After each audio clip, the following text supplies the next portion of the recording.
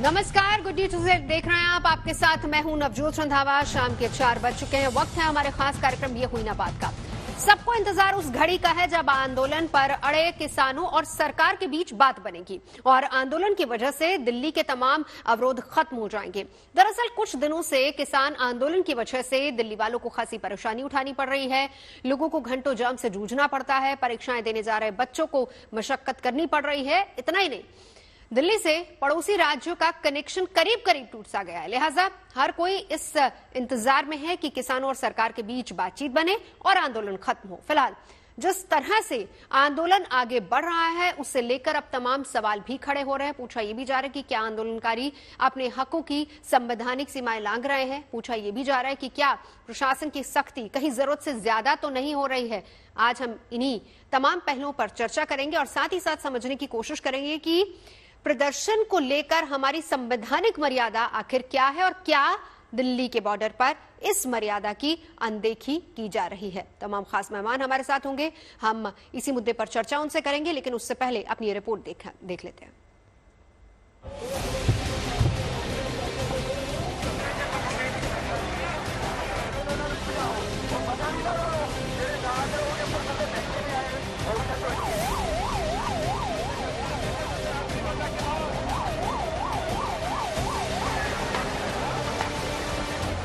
बरसों पहले एक लंबी लकीर चंपारण में खींची गई थी, जब महात्मा गांधी ने अहिंसक आंदोलन का सफल प्रयोग किया था और दुनिया ने पहली बार आंदोलन का बिल्कुल अहिंसात्मक चेहरा देखा था।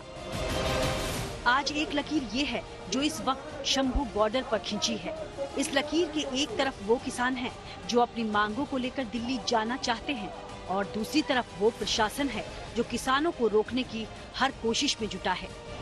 फिलहाल किसान हजारों की संख्या में दोनों सीमाओं पर डटे हुए हैं। एमएचए के सूत्रों के मुताबिक चाहे वो खनौरी बॉर्डर हो या फिर शंभू बॉर्डर हो, 19,000 के करीब प्रदर्शनकारी हैं और इन प्रदर्शनकारियों के बीच में कुछ असामाजिक तत्व भी हो सकते हैं। हरियाणा सरकार ने शंका जताई थी कि ये प्रदर्शनकारी जो असामाजिक तत्व इनके बीच में मौजूद हैं, ये इन पोकलेन मशीनों की सहायता से बैरिकेडिंग हटा सकते हैं।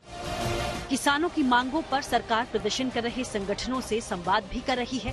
किसान भी कह रहे हैं कि वो अपनी बात शांति से रखने आए हैं, लेकिन इन दो बातों के बीच कुछ ऐसे कड़वे सच भी हैं जिससे इनकार नहीं किया जा सकता। मसलन दिल्ली आने जाने वाली तमाम सड़कों पर कड़ा पहरा है, जिससे लोगों को आवाजाही में परेशानी हो रही है। बच्चों को परीक्षा केंद्रों तक जाने में मशक्कत करनी पड़ रही है और यहाँ तक कि मरीजों का अस्पताल पहुँचना भी मुहाल है। अब ये सारी तैयारी है तो इसका इम्पैक्ट ट्रैफिक पे तो पड़ना ही है, क्योंकि आप ये देखिए जो सामने की रोड है नया, ये गाजियाबाद को दिल्ली से जोड़ती है। तमाम लोग जो नोएडा में रहते हैं, गाजियाबाद में रहते हैं, मेरठ में रहते हैं, वो इस रास्ते का उपयोग करते हैं दिल्ली आने के लिए। अब यहाँ सड़क पर जब इतनी सारी चीजें रखी गई हैं तो जहां तक आपकी नजर जाएगी वहां तक आपको अगर कुछ नजर आएगा तो दूर दूर तक ट्रैफिक। और लगातार ये पिछले एक हफ्ते से इसी तरीके से लोगों को ट्रैफिक जैम से गुजरना पड़ रहा। आप देखिए कई सारी एम्बुलेंस हैं जो इसमें आपको फंसती हुई नजर आएंगी, क्योंकि तकरीबन 20 से 25 मिनट का टाइम लग जा रहा है इस पूरे स्ट्रेच को पार करने में। इस पूरे मामले में आंदोलनकारी किसानों का भी अपना पक्ष है। उनका कहना है कि उन्हें शांतिपूर्ण प्रदर्शन करने से रोका जा रहा है। उनकी मांगों की अनदेखी हो रही है और प्रशासन जरूरत से ज्यादा सख्ती कर रहा है। लेकिन इन आरोपों के बीच सच ये भी है कि आंदोलन की वजह से मुश्किलें उन लोगों को ज्यादा आ रही हैं जिनका आंदोलन से कोई लेना देना नहीं है। यही वजह है कि आंदोलन को लेकर अब एक ऐसी लक्ष्मण रेखा खींचे जाने की बात हो रही है जो संविधान सम्मत हो, जिससे किसी को किसी भी तरह की दिक्कत न हो। किसानों के साथ सरकार की लगातार बातचीत के बाद भी परिस्थिति जो है वो बदली नहीं। एक बार फिर से दिल्ली में किसान आने के लिए घोषणा की है और जिसके चलते दिल्ली के तरफ आने वाली सारी ट्रैफिक को रोका जा रहा है। इस वक्त मैं मौजूद हूँ, ये रजौकरी बॉर्डर है जो गुड़गांव से दिल्ली की तरफ जो ट्रैफिक आती है। आप देख सकते हैं इस सड़क पर कितना लंबा जाम है। कम से कम 15 से 20 लेन की जो गाड़ियां हैं वो यहाँ पे जाम में फंसी हुई है। बिल्कुल धीरे धीरे ये जाम चल रहा है। लोकतांत्रिक देश में हम रहते हैं और हमारा संविधान हमें विरोध का अधिकार भी देता है। यानी अगर हम किसी नीति या फिर किसी बात से असहमत हैं तो हम अपनी आवाज बुलंद कर सकते हैं। तो आपको चर्चा हालांकि हम इसी पर करेंगे, लेकिन हम आगे बढ़े चर्चा की तरफ उससे पहले जरा बताते हैं कि संविधान में राइट टू प्रोटेस्ट के लिए क्या क्या प्रावधान है, किस तरीके से संविधान में ये बात कही गई है कि अभिव्यक्ति की आजादी का अधिकार है आर्टिकल 19(1)(a) के तहत। इसके अलावा सभी नागरिकों को शांतिपूर्ण तरीके से धरना प्रदर्शन करने का अधिकार है 19(1)(b) के तहत। 19(1)(c) क्या कहता है कि राज्य की सुरक्षा में अगर खतरा है तो धरना प्रदर्शन की अनुमति नहीं है, और 1(c) आम जनजीवन के डिस्टर्ब होने पर धरना प्रदर्शन की इजाजत नहीं दी जाती। देश की एकता अखंडता को खतरा होने पर भी धरना प्रदर्शन की अनुमति नहीं मिलती। अभिव्यक्ति की आजादी का अधिकार, तो फिलहाल आज हम इसी पर चर्चा करेंगे कि राइट टू प्रोटेस्ट के तहत क्या ये विरोध हो रहा है। और कल जिस तरीके से पंजाब हरियाणा हाईकोर्ट ने भी एक टिप्पणी की है कि जिस तरीके से किसान सड़कों पर ट्रैक्टर और जेसीबी लेकर आए हैं, ये सही नहीं है। खास मेहमान हमारे साथ जुड़ चुके, एक बार परिचय करा देती हूं। संजय चड्डा जी हैं, एडवोकेट हमारे साथ। चौधरी साबित मलिक जी हमारे साथ हैं, किसान नेता हैं। वेदभूषण जी हमारे साथ है, फॉर्मर एसीपी हैं दिल्ली पुलिस के। और doctor Birpal Singh, agriculture expert भी हमारे साथ है। संजय जी, सबसे पहले आप ही से सवाल करना चाहूंगी, संविधान में जो विरोध की आवाज हम बुलंद कर सकते हैं, राइट टू प्रोटेस्ट जिसका जिक्र हम अभी कर रहे थे, आर्टिकल 19, जरा एक बार समझा दीजिए कि क्या कहता है, कितनी आजादी विरोध के लिए दी जाती है। देखिए, आर्टिकल 19(1)(a) जैसा आपने खुद कहा, वो अभिव्यक्ति की आजादी, freedom of speech and expression देता है, जो हर व्यक्ति को है, और एक ये फंडामेंटल राइट। लेकिन ये एक जानना बहुत जरूरी है कि ये राइट एब्सोल्यूट राइट नहीं है, ये अधिकार संपूर्ण अधिकार नहीं है, इसकी कुछ एक्सेप्शंस भी हैं। एक्सेप्शंस क्या क्या हैं? 6-7 हैं, जो कि आर्टिकल 19(1) में बी में आर्टिकल 19(2) में दी गई हैं। उसमें आज के परिप्रेक्ष्य में अगर हम देखें, पब्लिक ऑर्डर एक एक्सेप्शन है, morality, decency, this has to be, ये सारी चीजें रखनी है। इसके अलावा कई और भी हैं, डिफेमेशन, सोवरेनिटी ऑफ साथ वाले देशों की सोवरेनिटी के ऊपर अगर कोई कह रहा है तो वो, लेकिन जो आज के लिए सबसे इंपॉर्टेंट है वो है पब्लिक ऑर्डर। हम किसी भी तरीके से सड़कों को जाम नहीं कर सकते, पब्लिक ऑर्डर, डिसेंसी, मोरालिटी, तो ये रिस्ट्रिक्शंस हैं, और ये ड्यूटी है सरकार की कि देखना कि ऐसा ना हो। और आयोटा ऑफ जजमेंट है, कई सारे ऐसे जजमेंट हैं जिनमें ये कहा गया है कि इसके बीच में, जैसे right to protest versus mobility, इसकी बात होती है कि क्या मेरा अधिकार और उसके अधिकार में कौन सा अधिकार बड़ा है? क्या मोबिलिटी का मेरा अधिकार नहीं है?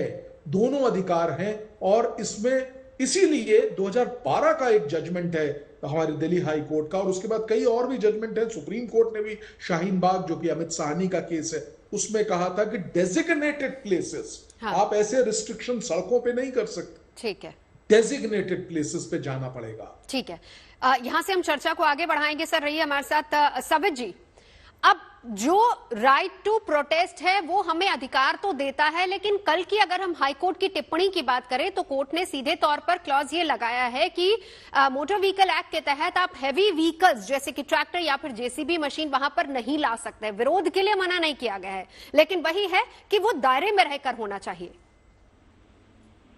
नवजोत जी, पंजाब से किसान चला, शांतिपूर्वक तरीके से आ रहा था, उसको किसने रोका? हरियाणा पुलिस ने रोका। बैरिकेड किसने लगाए? हरियाणा पुलिस ने लगाए। कांटे किसने लगाए? वो नुकीले तार जो जानवरों के लिए प्रतिबंधित है, वो इंसानों के लिए सरकार लगा रही है। वो नुकीली कीले गाड़ी जा रही है जो बॉर्डर पे नहीं गाड़ी जाती है। आप देखो, अगर ये लोग आंदोलन करते हैं तो इन पर अत्याचार होता है। अगर किसान अपना अधिकार मांगता है तो दिक्कत होती है। कल इनके बीजेपी के प्रदेश अध्यक्ष बंगाल में प्रोटेस्ट कर रहे थे, तो वो बैरिकेड तोड़ सकते हैं, वो जा सकते हैं। उनको कोई अधिकारी रोकता है तो उसको एक खालिस्तानी कह सकते हैं, जो आईपीएस अधिकारी है, जो हमारे देश के सर्वोच्च अधिकारी होते हैं। और निहत्था किसान दिल्ली की तरफ बढ़ता है तो उस पर आंसू गैस छोड़ेंगे, गोली चलाएंगे, पानी चलाएंगे। सवित जी, मैं यहीं पर एक लाइन और ऐड ऑन कर दूं, एक लाइन और ऐड ऑन कर दूं, जो कल हाईकोर्ट की टिप्पणी आई है उसमें जिस एक्ट, मोटर व्हीकल एक्ट की बात कही गई कि हाईवेज पर आप हैवी व्हीकल्स नहीं लगा सकते। सर, आपत्ति जो जताई गई है वो कल जिस तरीके से जेसीबी मशीनें वहां पर आई हैं उसको लेकर आपत्ति जताई गई, या फिर दूसरे बड़े बड़े ट्रैक्टर्स जिसकी बात की जा रही है, ये हम सभी लोग देख रहे हैं। आंदोलन को लेकर आपत्ति नहीं है। हाईकोर्ट ने ये नहीं कहा कि आप अपनी आवाज नहीं उठाइए, उन्होंने कहा है कि आप आवाज उठा सकते हैं शांतिपूर्ण तरीके से। तो माननीय हाईकोर्ट ये भी तो देख रहा होगा कि निहत्तर किसानों पर कैसे गोलियां चलाई जा रही, आंसू गैस चलाए जा रहे और उनको दिल्ली जाने से रोका जा रहा। अभी पिछले साल बीजेपी से जुड़े हुए किसान संघ की एक पंचायत होती है रामलीला मैदान में, उसको इजाजत दे दी जाती है, वहां लाखों लोग आते हैं, उसको कोई नहीं रोकता। अगर किसान अपने अधिकार के लिए दिल्ली आना चाहता है उसको रोका जाता है। क्यों? क्योंकि वो वादे मांग रहा है जो सरकार ने हमसे किए थे। हम कोई नई चीज नहीं मांग रहे। जब 13 महीने आंदोलन चला तो माननीय देश के प्रधानमंत्री जी आए, उन्होंने कहा भाई हमसे गलती होगी, हम माफी मांगते हैं, हम कानून वापस लेते हैं और इसके अलावा एमएसपी थी, एमएसपी रहेगी और इसको प्रभावी बनाने के लिए हम और कदम उठाएंगे। उसके लिए कमेटी बनी, 26 महीने से वो कमेटी काम कर रही है, आज तक नहीं बताया कमेटी ने क्या हुआ है। ठीक है। जो हमारे शहीद हुए थे किसान, उन्होंने कहा था मुआवजा देंगे, वो नहीं किया। इन्होंने कहा था पराली कब्ती कानून, हमने 7वें दौर की बातचीत में कहा था वापस ले लिया, बिजली अधिनियम वापस ले लिया, वो आज भी लागू है। ठीक है। तो जो सरकार ने किसानों को धोखा दिया है, झूठ बोलकर घर भेजा था, अगर हम वो वादे मांग रहे हैं तो हम अत्याचार कर रहे हैं, हम गलत कर रहे हैं। चलिए, एग्रीकल्चर एक्सपर्ट हमारे साथ हैं, हम उनसे समझने की सर मैं लौटूंगी। सर 1 घंटे का प्रोग्राम है, आप सभी लोग हमारे साथ रहिएगा। एक बार बाकी पैनलिस्ट को भी इंक्लूड कर लेते ना, क्योंकि चर्चा यहाँ पर हम यही कर रहे हैं। देखिए, विरोध गलत नहीं है, आवाज बुलंद करना गलत नहीं, लेकिन तरीके गलत हो सकते हैं, जो कि कोर्ट की ही टिप्पणी, उसी को कोट करके मैं आपसे ये सवाल कर रही हूँ। और मेरे ख्याल से संजय जी हमारे साथ हैं, बहुत अच्छे से कानूनी पहलुओं को समझा सकते हैं। वेदभूषण जी, आपसे समझना चाहूंगी, जरा ये बताइए कि देखिए, अब गलत नहीं है, किसान कह रहे हैं कि हम तो शांतिपूर्ण तरीके से पंजाब से चले, शंभू बॉर्डर पर आके जिस तरीके से कीले बिछा दी जाना या फिर आंसू गैस के गोले छोड़ना या जिस भी तरीके से वहां पर क्लैशेस हो रहे हैं, तो वो भी इस देश के नागरिक, जो क्लैशेस हो रहे हैं, कितनी अहम पुलिस की भूमिका हो जाती है, कितना चैलेंजिंग हो जाता है पुलिस के लिए काम। क्योंकि अगर आपको याद होगा, इससे पहले भी जब दिल्ली में किसान बैठा हुआ था, जब कीले लगाई थी, तब भी सुप्रीम कोर्ट की एक टिप्पणी इसी को लेकर आई थी कि ये ह्यूमन राइट्स के खिलाफ है। देखिए नवजोत, ये कहते हैं ना, दूध का जला छाछ को भी फूंक मार मार कर पीता है जी।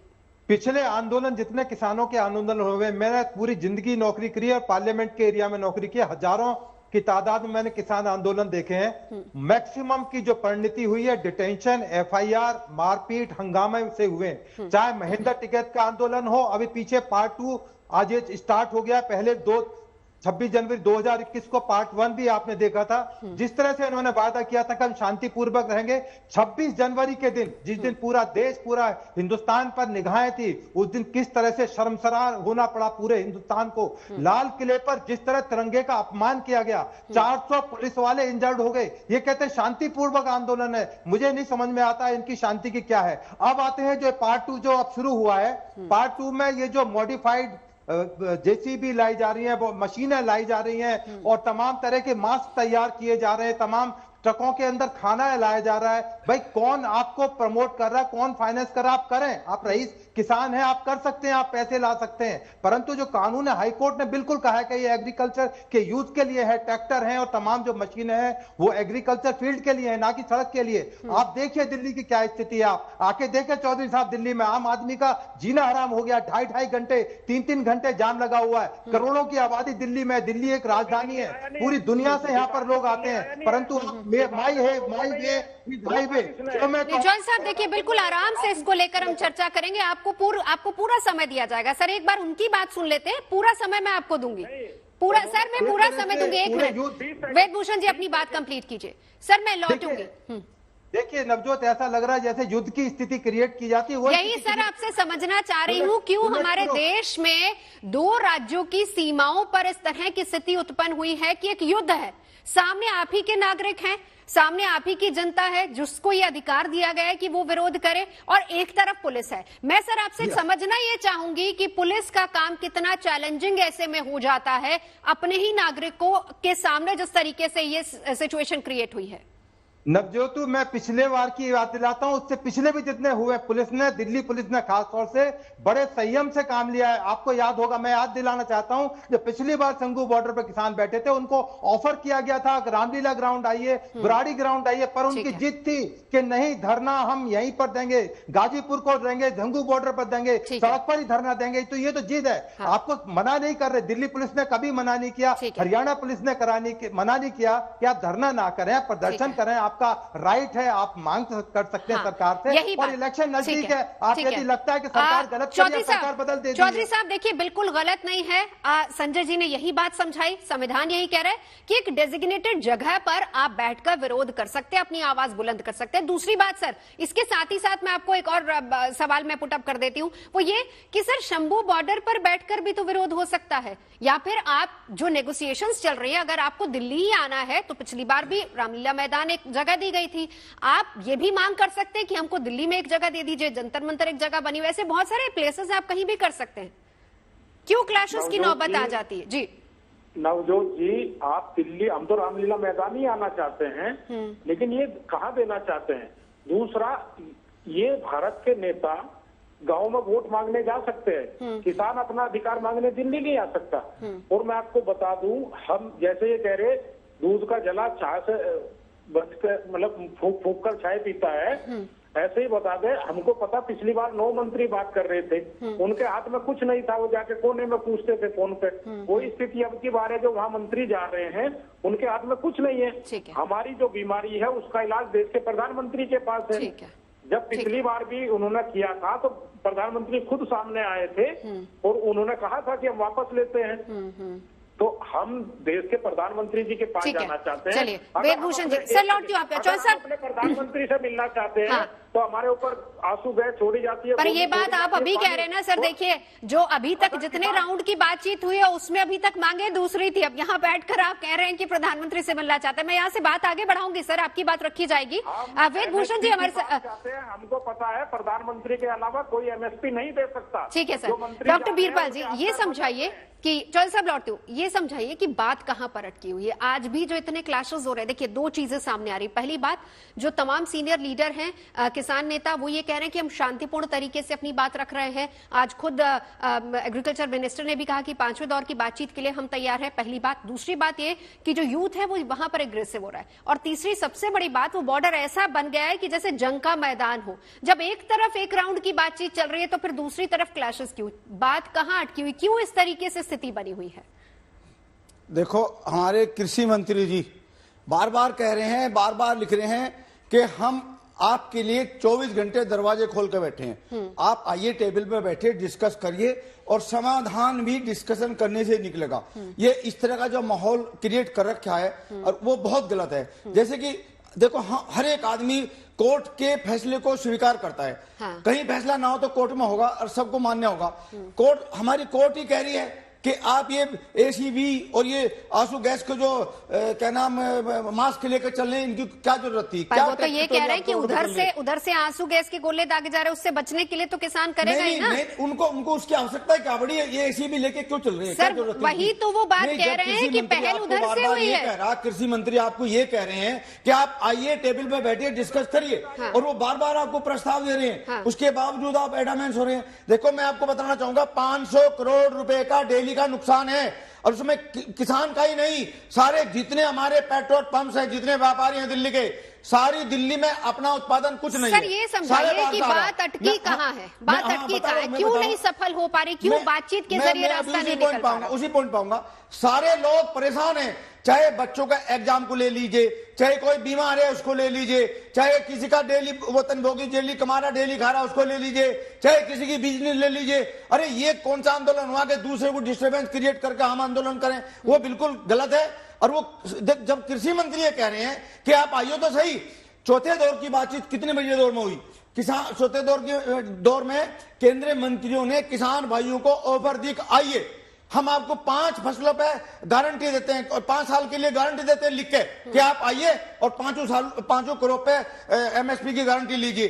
तो कम से कम बैठते तो सही, कुछ तो लेते। लेकिन ये कि हम न खाएंगे न खाने देंगे, ये कोई तरीका थोड़ा नहीं है। पर बीरबल जी एक चीज और, नहीं बीरबल जी एक मिनट, नहीं अब आप मेरी बात सुनिए, ठीक है। एक अभी तक अगर हम कहें कि 4 दौर की बातचीत असफल रही है, 5वें दौर के लिए खुद एग्रीकल्चर मिनिस्टर ने कहा है कि आप आगे नहीं बढ़िए, हम आपके साथ बातचीत करने को तैयार है और इसके लिए भी किसान लीडर तैयार हो गए। लेकिन सर देखिए, उनका यही बात उनकी है कि जब खुद प्रधानमंत्री पिछली बार आए थे, उन्होंने कहा कि हम समझाने में असफल हुए हैं और कोशिश की जाएगी, कमेटी बनाई गई, लेकिन अभी तक कोशिशें जारी है। देखिए, बातचीत उनकी तरफ से हो रही है।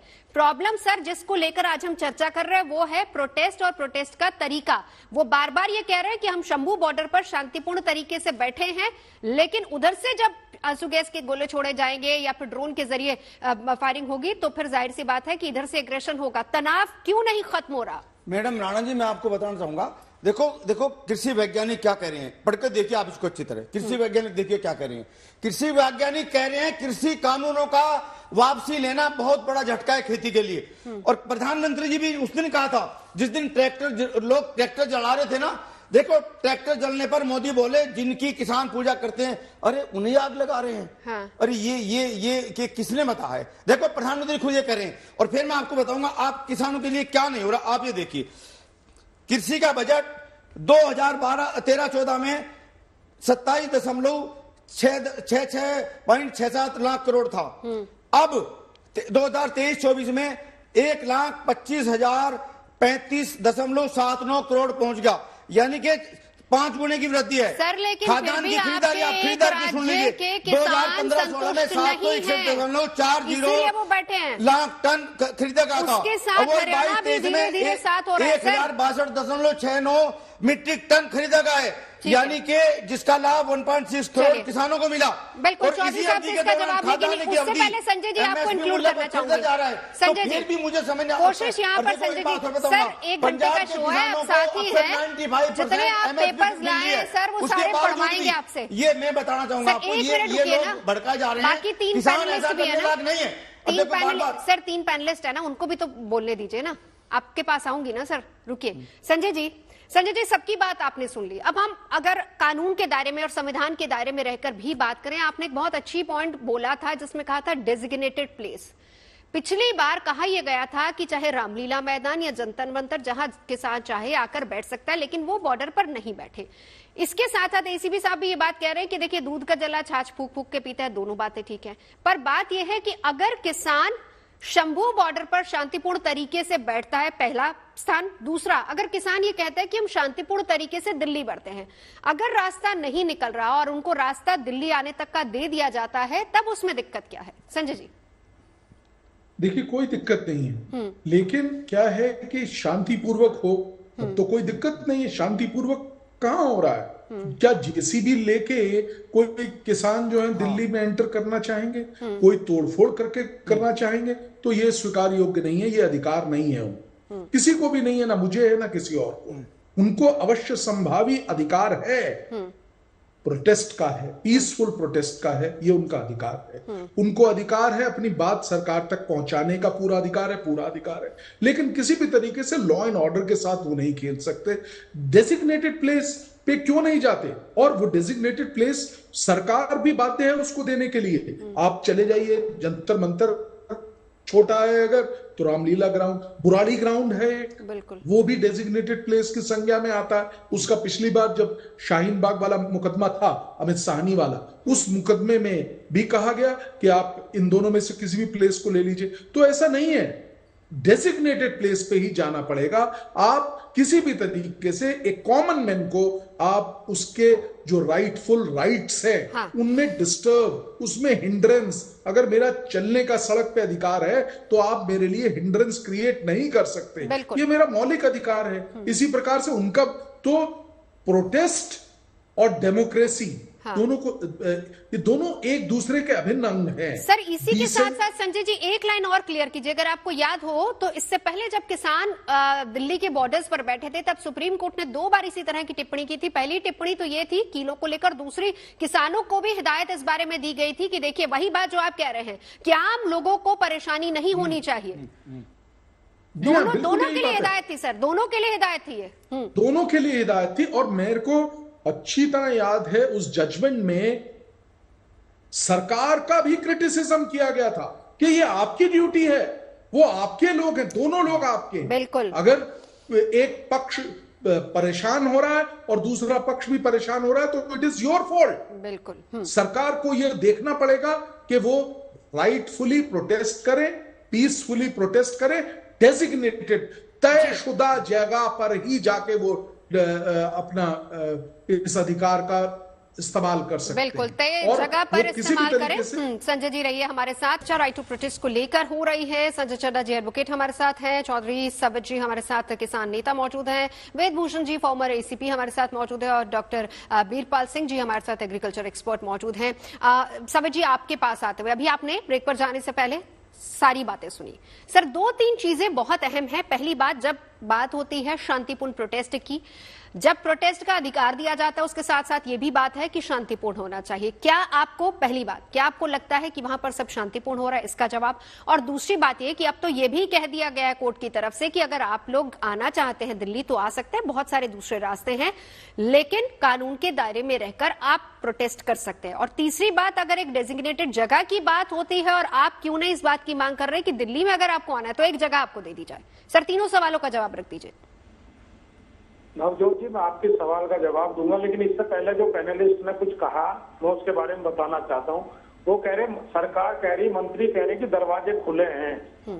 दरवाजे तो खोल दिए लेकिन रास्ते में कीले काट दिए। दूसरा ये कह रहे कि हमने इतने करोड़ का बजट दे दिया, इतना दे दिया। मैं पूछना चाहता हूँ, किसान को कुछ भी नहीं मिला। किसान से वादा किया था डबल आएगा, उसके खर्चे डबल करने का काम किया है। जो यूरिया की बोरी 150 रुपए की आती थी वो 300 रुपए की कर दी, 10 किलो यूरिया और चुरा लिया उससे। पहले 50 किलो की बोरी आती थी, अब 40 किलो की कर दी, वो 150 की 300 कर दी। जो डीएपी 450 की आती थी वो 1400 रुपए की मिल रही है। जो डीजल 55 रुपए का मिलता था 90 रुपए का मिल रहा है। जो बिजली बिल 300 रुपए आता था वो 2000 रुपए आ रहा है। सर यही तमाम आपकी मांगे ना जिसको लेकर चर्चा हो रही है। आज कहा है एग्रीकल्चर मिनिस्टर ने कि आपसे बात करेंगे। मेरे ख्याल से आपके जो तमाम लीडर है वो उनसे इसी मुद्दे को लेकर चर्चा कर रहे हैं। लेकिन मेरे तीनों सवाल दूसरे हैं सर। प्रोटेस्ट का तरीका, उसी पर आइए सर। प्रोटेस्ट हम पहले भी शांतिपूर्वक कर रहे थे, पहले भी हमने कोई बॉर्डर नहीं रोका था। हम दिल्ली जाना चाहते थे, सरकार द्वारा बैरिकेड लगाए गए थे। हम जंतर मंतर रामलीला मैदान जाना चाहते थे। अब की बार भी हमारे द्वारा किसी को कोई दिक्कत नहीं है। दिल्ली में अभी कोई नहीं आ रहा है। दिल्ली को किसने सील किया है? सरकार ने सील किया है। किसानों को बदनाम करने के लिए सील किया है। कल तो आपकी तरफ से ही कॉल थी सर आज की कि दिल्ली कूच होगा। देखिए ये कॉल तो आप ही लोगों की तरफ से थी ना, दिल्ली कूच होगा। जब आप दिल्ली कूच करेंगे तो जाहिर सी बात है कि यहाँ पे तैयारियां तो पूरी होंगी। आप नवजोत जी ये बताइए, आपने पूरे पंजाब को काट के अलग रख दिया देश से। एक कौम को बदनाम करना चाहते हो, एक सरदार अधिकारी को खालिस्तानी कहते हो, क्या ये जायज है? और वहाँ 7 लेयर की आपने बैरिकेडिंग करी है। अरे जब वहां से निकलेंगे तभी तो यहाँ आएंगे। वहां पर आप आंसू गैस चला रहे हैं, आप गोले चला रहे हैं, सारा काम कर रहे हैं। पोकलैंड हम तोड़ने के लिए नहीं लाए। अच्छा सर एक बात बताइए चौधरी साहब, नदी का रास्ता बना सकते हैं जी। ठीक है, एक सीधा सा सवाल है।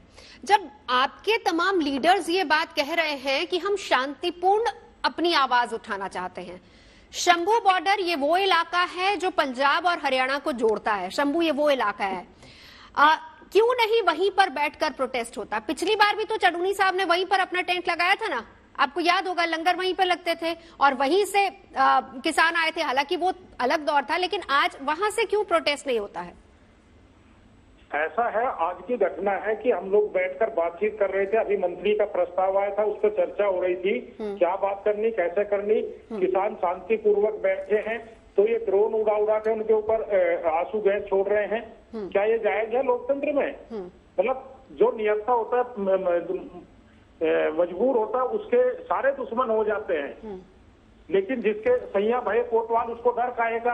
अब सरकार तो अपना पुलिस लगाए, फोर्स लगाए, गोली चला रही है, तो ये लोग तो सब उनके पक्ष में बोलेंगे ही। अरे हम कह रहे निहत्था किसान है, वो परेशान है, आत्महत्या। अच्छा, आप ये कह रहे हैं कि आपके लीडर सरकार से बातचीत कर रहे हैं, लेकिन ये मैसेज जो वहां पर यूथ बैठा उस तक क्यों नहीं पहुंच रहा है, ये बताइए। एक तरफ आपकी बातचीत चल रही है, एग्रेशन आप देख रहे हैं सर वहां पर।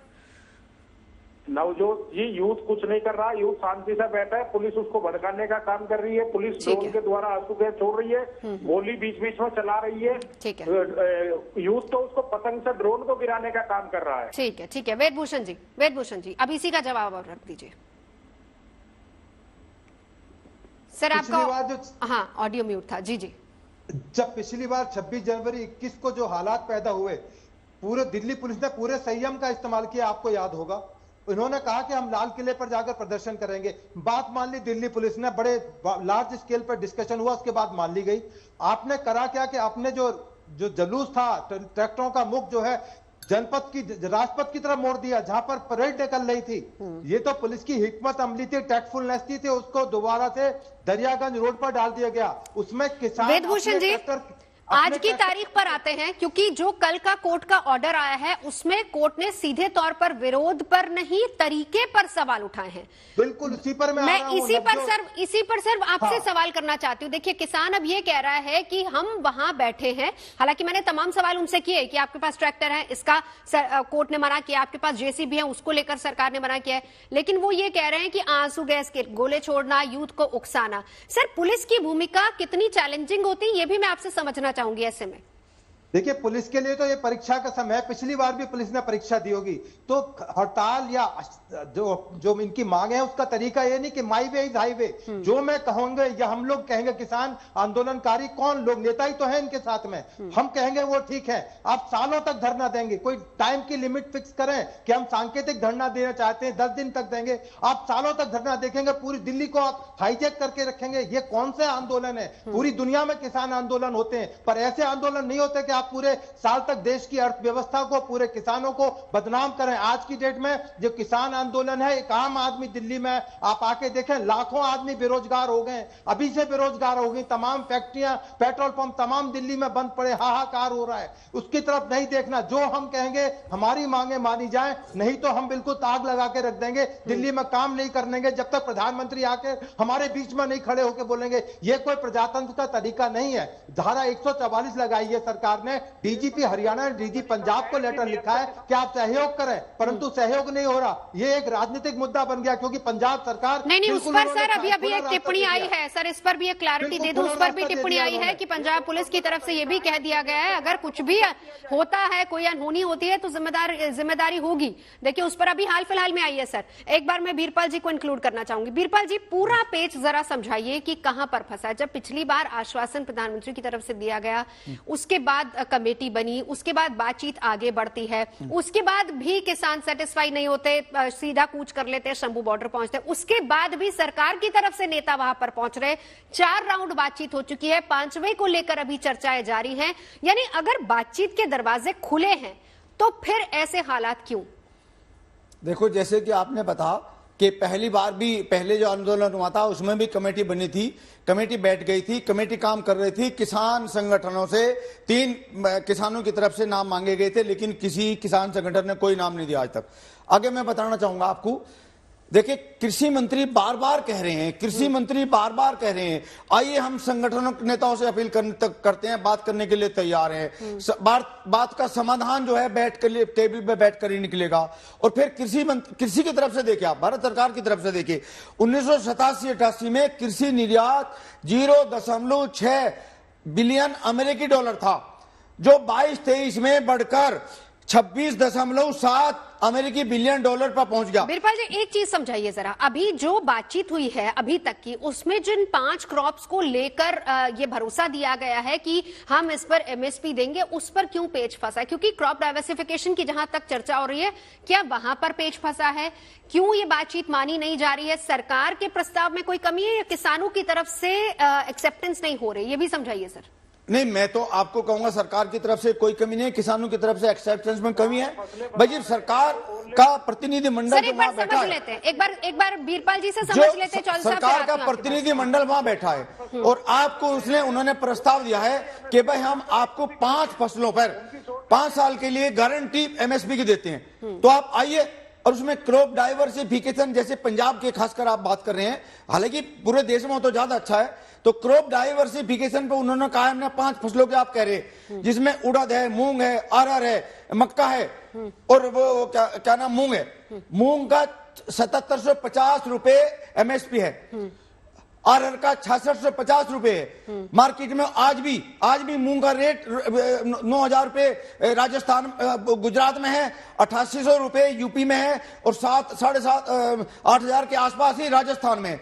तो सरकार चाह रही है कि पंजाब के अंदर जो इतने बड़े स्केल पर रासायनिक खाद और फर्टिलाइजर, इंसेक्टिसाइड यूज हो रहा है और water table day to day down हो रहा है, पॉल्यूटेड हो रहा है, उसको बचाने के लिए हम क्रॉप डाइवर्सिफिकेशन चाहते हैं ताकि किसान भाइयों की हालत सुधरे। ठीक है, यानी जो क्लियर मैं समझ पाई हूं उससे ये कि चावल और गेहूं दोनों की जो खेती होती है उससे इतर आप दालें भी उगाए, ये समझाने की सरकार कोशिश कर रही है। क्रॉप डाइवर्सिफिकेशन, क्योंकि इसका सबसे बड़ा कारण ये है कि जमीन का पानी जो है वो काफी नीचे जा चुका है, यही बात समझाने की कोशिश कर रही है। चौधरी साहब, लौटती हूँ एक बार संजय जी को इंक्लूड कर ले। संजय जी, ये समझाइए कि अब एसबी साहब ने ये बात कही है कि कोई मियाद भी होती है कि आप इतने दिन तक प्रोटेस्ट करेंगे या फिर आप एक ही जगह पर करेंगे, आप सबको परेशान नहीं कर सकते। इस पर तमाम कानूनी पहलुओं पर मैंने आपसे चर्चा की, लेकिन जहां तक एक टाइम लिमिट की बात है उसको लेकर क्या संविधान कहता है?